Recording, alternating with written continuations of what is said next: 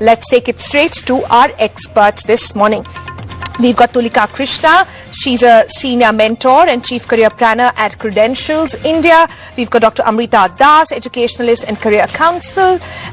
We also have Nitin Vijay. He's the managing director of Motion Education. Professor Chandrabhushan Sharma, former chairman of NSIO, professor of education at IGNOU as well. Good morning, all of you. Let me begin with Nitin Vijay over there.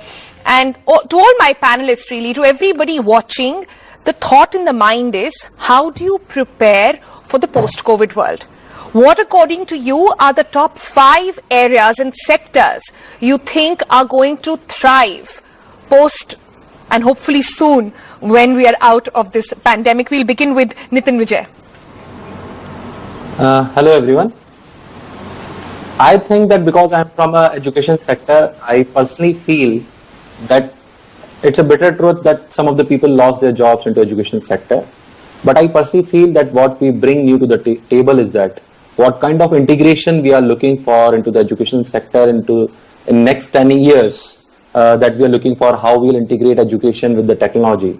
But pandemic situation forced us to do that in last 6 months. So I think that is the positive part of the situation. Obviously, if we talk about the jobs, some of the people lost jobs into the education sector.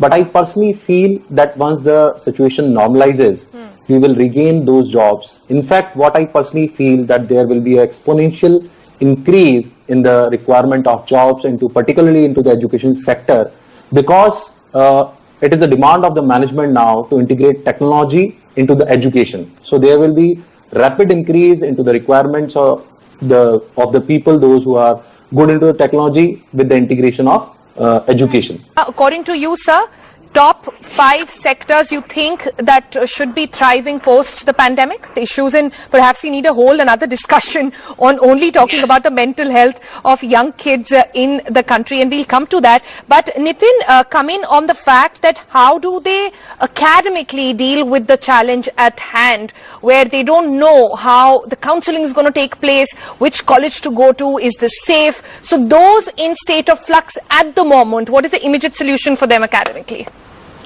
I think that it's a very good question which he has asked.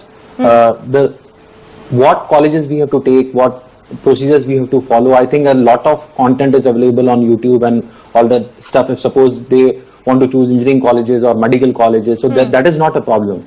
The main problem lies into that whether they will be able to cope up within the next 6 months to cover their first year and all. But I personally feel that if the colleges, which colleges are taking into account, that if suppose they will reduce their other curriculum activities, and if they will only stress in next 6 months on their academic performance and academic curriculum, then it will be very easy for students to cope up with the curriculum in next 6 months. That will not be a bottleneck. So I don't think that a student has to take to be bothered about it, that there will be a problem into next 6 months, whether they will be able to cope up with the situation or not. The second thing which lies into it is that whether if suppose they are safe or not. I think because I'm a graduate from IIT, I have been in talking terms with the professors over there. They are taking too much of care about it, that every hostel should be sanitized properly. They are trying to give... And let's take it offline then. I have to slip into a break very sadly at this point. That's all we have time for, everybody. Thank you so much for tuning in. There is actually so much more to be said on this.